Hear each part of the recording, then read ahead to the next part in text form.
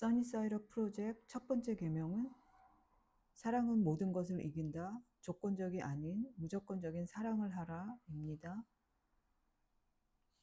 고대 희곡 작가 소포폴레스는 낱말 하나가 삶의 모든 무게와 고통에서 우리를 해방시킨다.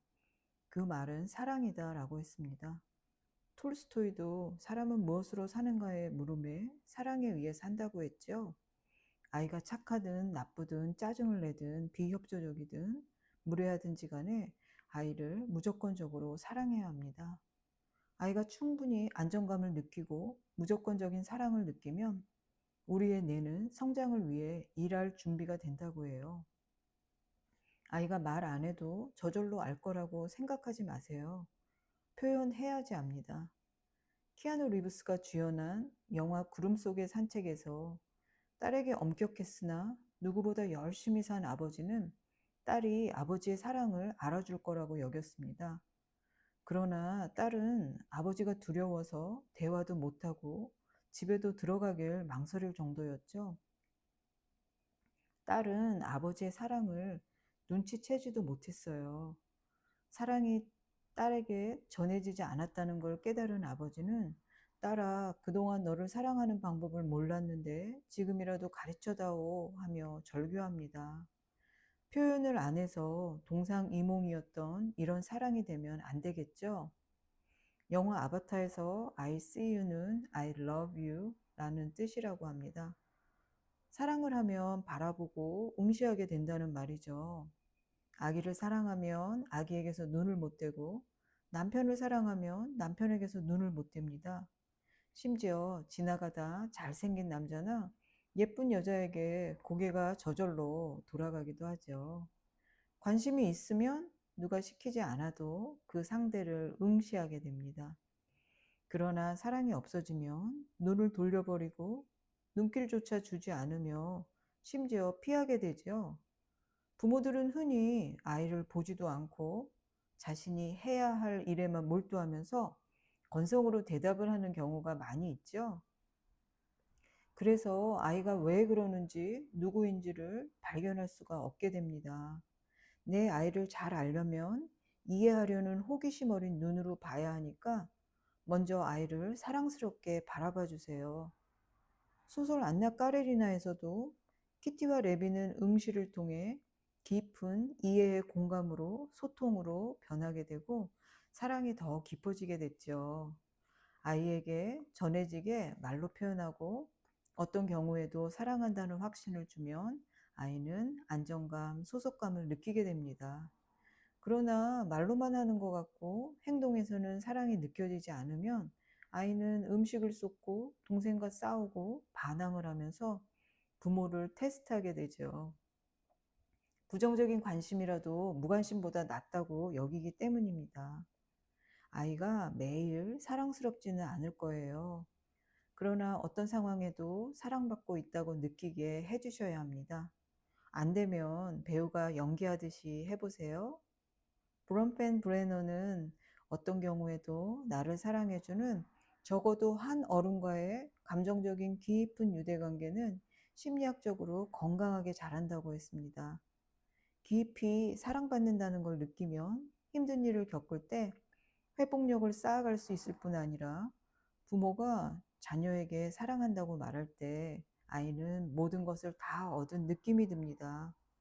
모두가 다 나를 떠나고 지치고 힘들어도 나를 떠나지 않는 단 한 사람이 있다는 확신을 아이에게 주면 아이는 살아갈 큰 힘을 얻게 되죠.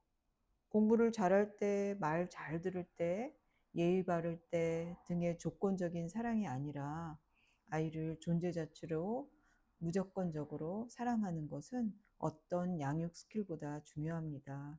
영혼 없이 립 서비스로만 하면 아이도 알아차리니 진심으로 하세요. 관계의 법칙에서 받은 것은 반드시 되돌려주려고 한다는데 아이는 나에게서 무엇을 받았고 무엇을 돌려주려고 할까요? 나는 기억하지 못하는데 아이는 자신이 가장 못되게 굴 때 인내해준 엄마를 떠올리고 힘들 때 위로가 되어준 엄마를 기억할지 아니면 깊은 상처와 상실감으로 이제 그만 관계를 하고 싶다고 할지 한번 생각해 보세요. 부모는 자식에게 기대와 대가를 바라지 말고 사랑해야 합니다. 금이야, 오기야 키웠는데 부족함 없이 해줬는데 어떻게 나한테 이럴 수 있어? 하는 말을 많이 듣는데요. 주는 사람과 받는 사람의 입장이 다르기 때문에 나올 수 있는 말입니다. 부모는 줬는데 아이는 받지 못했다고 하고 오히려 상처를 받아 트라우마가 돼서 성인이 된 후에는 부모와의 연을 끊으려는 심장에 비수가 꽂힌 수많은 마음이 아픈 사람들을 보게 됩니다. 부모는 기가 막혀 하고 내가 그동안 한 게 무엇이었나 할 수 있어요.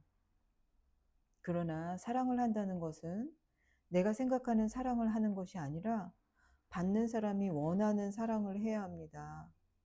내가 하는 사랑이 아이에게는 사랑으로 여겨지지 않을 수도 있잖아요. 영화 구름 속의 산책에서 아버지처럼요. 아이의 필요를 채워줘야 하는데 아이가 필요한 사랑을 주려면 아이를 알아야 합니다. 그래서 아이에 대해 깊이 이해하려면 아이를 응시하고 관찰하고 아이에 대한 호기심이 있어야 합니다. 사랑을 주는 일은 부모의 일이지만 사랑을 받고 어떻게 행동하고 반응하느냐는 아이의 몫입니다. 아이가 엄마가 준 사랑을 못 받았다고 하면 많이 서운하고 눈물 날 수도 있지만 나는 나의 할 일을 다 했고 아이가 부모에게서 독립되어 잘 자랐으면 그것으로 감사하세요. 그리고 아이가 못 받았다는 사랑을 이제 아이에게 닿을 수 있게 아이를 채워주는 새로운 시도를 해보세요. 그와 반대로 아이를 가르치겠다고 내가 해준 것들 다 나열하면 아이는 어떤 기분이 들까요? 모두 다 읊어봐야 아이하고 더 멀어지게 됩니다.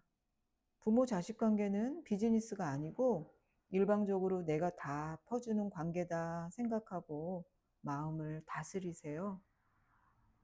힘들 때 아낌없이 주는 나무를 떠올려 보세요. 그래, 부모의 사랑은 이런 거지 하고 나는 아낌없이 주는 사랑을 했나 되돌아보세요. 나의 부모님이 나에게 어떤 사랑을 주셨나 생각해 보세요. 저는 엄마 칠순 때 엄마가 아낌없이 주는 나무였다는 걸 깨달았어요. 그래서 그 책도 같이 선물해 드렸죠. 그 사랑처럼 나도 아이들에게 최선을 다하고 있지만 나의 엄마의 사랑이 나에게는 닿았지만 내 아이에게는 안 닿을 수도 있잖아요. 그런 날에는 씁쓸할 수도 있겠지만 최선을 다한 내 자신을 내가 안아주고 위로하세요. 부모는 자신의 선택으로 자녀를 이 세상에 오게 한 책임이 있고 자녀는 부모의 사랑을 누리고 받을 권리가 있어요. 나의 자녀도 자녀를 갖게 되면 부모라는 책임으로 최선을 다할 것이고 그래서 부모에게 받은 사랑을 부모에게 돌려주기보다는 자기 자녀에게 돌려주면서 내리 사랑이 되는 것 같아요. 그러나 내 자녀가 나의 사랑을 알아준다면 고마움을 표현하세요. 저는 아이가 전화해 줄 때마다 마지막에 전화해줘서 고마워, 사랑해 라고 끝을 맺어요. 전화 한 통화에도 고마움을 표시하면 할수록 아이는 더 잘해주려고 하죠. 긍정은 긍정을 낳고 부정은 부정을 낳으니까요. 아이가 내 사랑을 잘 못 알아보는 것 같으면 내가 해준 것들 다 잊고 다시 관계를 시작하고 관계 통장에 새롭게 저금해서 행복이 불어나게 해보세요. 어떻게 저금할 것인지 생각해 보세요. 아이가 나에게 전화해주고 나를 찾아주고 같이 웃으면 그보다 더 행복한 일이 있을까요? 욕심이나 기대에 체면을 버리고 아이가 나에게 연락을 안 하면 내가 먼저 하면 되잖아요. 내가 아쉬운 사람이니 내가 하면 됩니다. 많은 부모들이 넌 연락도 안 해? 손가락이 부러졌어? 하고 단절의 대화를 시작하는데 전화해서 기분 나쁠 잔소리를 할 거면 연락하지 마세요. 관계통장이 바로 마이너스가 되니까요. 잘 지내나 궁금해서 연락했어. 네가 잘 지내니 안심이다. 사랑해, 고마워라고 하세요. 가족의 두 얼굴의 저자는 부부간의 관계 통장에 대해 언급했는데 부모 자녀 관계에서도 부모는 이렇게 느낄 수 있을 것 같아요. 관계 통장에는 입금과 출금이 있다. 입금에 해당하는 행동은 상대방에 대한 조그마한 배려부터 깊은 사랑에 이르기까지 다양하다. 출금에는 사소한 화풀이에서부터 잔소리, 폭력, 경멸 등이 있다. 입금이 쌓일수록 통장 잔고는 넉넉해지고 출금이 잦아지면 잔고가 줄어들다가 마이너스로 변한다. 공평하게 주고받아 통장에 잔고가 많이 쌓이면 어떤 위기가 오더라도 견딜 수 있는 힘이 생긴다. 관계 통장에 잔고가 얼마 없고 마이너스 상태로 살아가다 힘들게 버티다가 조그만 위기나 스트레스 앞에서도 모래성처럼 와르르 무너질 수 있다. 아무리 사랑하는 관계라도 공짜는 없다. 내가 상대에게 주는 만큼 받은 것이 있어야 그 관계가 유지되고 사랑과 신뢰를 쌓아갈 수 있다. 한쪽이 지나치게 주기만 해도 위태로울 수가 있다. 라고 기술했습니다. 부모 자녀 관계는 20년 이상을 최선을 다해왔던 관계이기 때문에 내 기대에 못 미칠 때 다른 관계에서보다 더 힘들고 섭섭할 수 있어요. 그러나 공평하게 주고받아야 한다는 마음을 버리고 내가 주기로 선택했고 주었으면 받은 사람이 어떻게 행동하건 그 사람 몫이니 내가 어찌할 수 없는 상대방의 마음 때문에 몸 상하고 마음 상하지 마세요. 섭섭하면 아이에게 기대하는 것을 유머를 통해 표현은 해보세요. 아들, 전화해주면 대단히 영광이겠습니다. 하고 문자를 보내거나 멍멍이가 네가 사오는 맛있는 치킨이 먹고 싶대. 사다 줄래? 하고 좋은 말로 해보세요. 그러나 아무것도 안 해줘도 괜찮다고 여기세요. 기대가 낮으면 실망도 작게 하고 작은 것에라도 기뻐하게 되잖아요. 아이에게만 목숨을 걸지 말고 자녀 양육의 사명이 끝나고 내 아이가 독립된 성인이 되면 한 사명을 끝냈으니 다른 사명을 위해 달려가세요. 자원봉사든 운동이든 친구든 다른 일에 몰두하고 해방된 자유를 누리면서 아이가 연락해주면 고맙고 아니어도 잘 살면 그것으로 감사하는 쿨한 부모가 되세요. 다가오면 온 팔을 벌려 반갑게 맞아주고 멀어지면 잘 되기를 기도하고 가든지 오든지 나의 삶을 열심히 살면서 아이에게만 매달리지 마세요. 아이가 어려서는 매일 편지를 쓰든 신체 접촉을 하든 다양한 방법으로 사랑한다고 표현을 하고 잘못했을 때는 미안하다고 말할 용기를 가지세요. 아이에게는 사과를 강요하면서 부모의 권위로 착각해서 사과를 안 하는 안타까운 부모님들이 많이 있습니다. 아이는 사과를 받으면 화나고 원망하는 마음이 사라지고 쉽게 너그러이 용서합니다. 괜찮아, 엄마 하고요. 부모보다 마음이 더 넓은 게 아이들이에요. 그러나 아이가 견딜 수 있는 그 한계를 넘어서면 아이도 더 이상 너그럽기만은 하지 않아요. 포화 상태가 되기 전에 아이를 사랑하고 존중하세요. 사과는 부모의 권위를 떨어뜨리는 게 아니라 부모의 권위를 세우는 일입니다. 자신이 잘못했을 때 잘못했다고 할 수 있는 용기는 아이에게 많은 것을 직접 보여주는 행동이죠. 사과하는 부모는 아이가 진심으로 존경하며 아이도 본받고 가치가 무엇인지 배우게 됩니다. 잘못하거나 실수했으면 즉시 사과해야 아이도 사과하는 일이 자연스럽게 됩니다. 사랑해, 미안해, 고마워, 종합 선물 세트처럼 하나라도 빠지면 안 되는 아이와 나와의 관계에 윤활유가 됩니다. 이 종합 선물 세트를 이용하면 할수록 아이와의 관계가 더 좋아지게 됩니다. 아이를 구하기 위해 트럭에 뛰어들었다든가 불 속의 아기를 구하기 위해 아기를 안고 온몸으로 불을 막고 있는 그런 사랑을 하는 사람이 엄마라는 걸, 나도 그런 사랑을 하는 엄마라는 걸 알게 해주세요. 그래서 아이가 부모에게는 얼마나 소중한 존재인지 이 세상에 영원히 아이를 사랑할 사람이라는 걸 알게 해주세요. 1차 세계대전 중에 고아원을 운영하고 소아과 의사로 작가로 널리 알려져 있던 야누시 콜잭은 혼자 살아남을 수 있었습니다. 하지만 나치에 끌려가는 아이들에게 소풍 간다고 안심을 시켜 노래를 같이 부르며 독가스실에서 아이들과 운명을 같이 했습니다. 아이들에게 진심이었던 그는 이 세상에는 많은 것들이 있는데 그 중에 가장 최악인 것은 아이들이 아버지, 어머니, 선생님을 두려워하는 것이다. 아이들이 그들을 사랑하고 신뢰하는 대신에 무서워하는 것이다 라고 했어요. 아이가 큰 문제를 저질러 놓고 교장실에서 혹은 경찰서에서 몇 시간 동안 불편하게 부모를 기다리고 있었다면 어떻게 반응하실 건가요? 어떤 문제냐에 따라 다르게 반응하실 건가요? 너 어떻게 이럴 수가 있어? 기가 막혀 말이 안 나오네. 동네 창피해서 이제 내 아들 아니다 하실 건가요? 아니면 몇 시간 동안 혼자서 얼마나 힘들었니? 많이 무서웠겠다 하고 손을 잡아주실 건가요?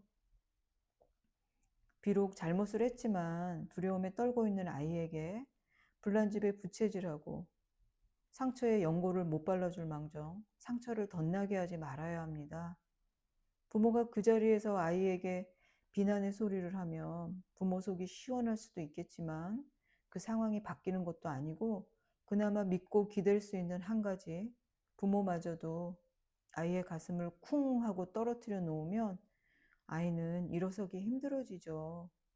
무엇보다 믿고 의지했던 부모의 그 싸늘한 반응은 평생을 갈 수도 있고요.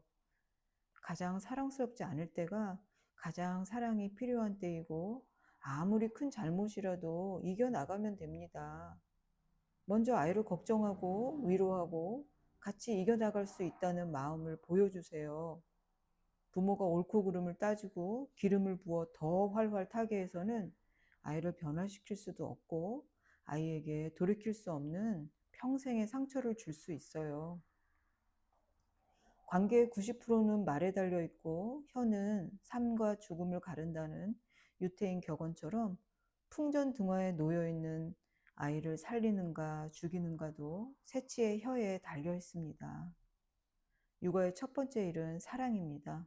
따뜻한 말 한마디, 다정한 눈빛이 아이를 바꿀 수 있어요. 사랑을 충분히 준 후에 아이와 커넥션이 되어 있을 때 훈육을 하면 아이도 잘 받아들입니다. 엄마가 들어주었기 때문에 아이도 들어주게 되죠. 그러나 훈육에만 옳고 그름에만 매몰되면 아이와의 관계도 놓치고 훈육도 놓치게 됩니다. 먼저 커넥션이 되어야 아이는 들을 수 있으니까요. 무엇보다 사랑한다는 말을 매일 하세요. 하이처럼 자연스럽게 되게요. 저는 문자를 하건 전화를 하건 마지막에는 꼭 사랑해라고 끝을 맺어요. 아이들이 어렸을 때 대구 지하철 참사 뉴스를 봤어요. 그때 한 여고생이 그날 엄마랑 싸우고 나왔는데 엄마가 돌아가실 줄 몰랐죠. 엄마한테 미안해, 사랑해를 못한 게 평생 남을 것 같다고 해서 저도 가슴이 아팠어요. 아이들에게 이 이야기를 해주면서 우리의 마지막이 언제일지 모르니 만약에 그 말을 안 하면 남아있는 사람도 떠난 사람도 꼭 하고 싶은 말일 수 있다. 헤어질 때 화가 났건 싸웠건 어떤 일이 있었어도 사랑해 라고 하자고 했어요. 남자 아이들이라서 그런지 잘하면서 안 하더라고요. 그렇지만 저는 지금도 그렇게 하고 있고 내가 없어도 아이들이 나에게서 들었던 마지막 말은 사랑해여서 아이들은 또 잘 살아갈 수 있을 것 같아요. 좋은 날에는 쉽게 할 수 있지만 폭풍이 치고 뚜껑이 열리면 쉽지 않아요. 하지만 그래도 하면 습관처럼 되더라고요. 성인이 된 자녀를 보며 뒤돌아보니 왜 그렇게 애를 몰아붙였는지, 별일도 아닌 걸로 아이를 힘들게 했는지 후회가 되고, 그런 내 자신이 미워지고, 아이에게도 미안해서 가슴이 시린 날도 있더라고요. 드라마 도깨비의 한 대사처럼 날이 좋았던, 날이 좋지 않았던, 날이 적당했던 어떤 날이었어도 아이들과 함께한 모든 날이 다 좋았었다라는 걸 뒤돌아보니 비로소 보이거든요. 경청해 주셔서 감사합니다.